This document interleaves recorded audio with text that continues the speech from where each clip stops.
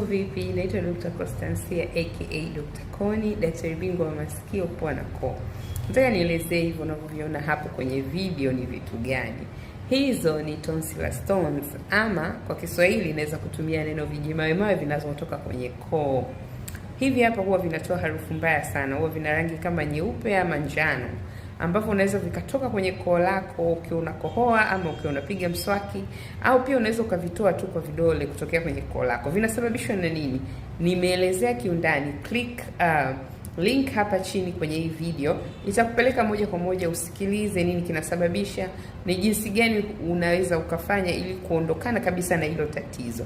Pia kama una maswali usiache kuni text kwenye namba 0718 812 108. Jamani, hii namba sio ya kupiga, ni ya WhatsApp only. Kwa hiyo niandikie ujumbe wako kwenye WhatsApp nami nitakujibu kama una maswali na kama unahitaji ushauri kuhusiana na somo kama hilo ama masomo mengine yanayohusiana na masikio, pua na koo. Asante kwa kunisikiliza, uwe na wakati mwema.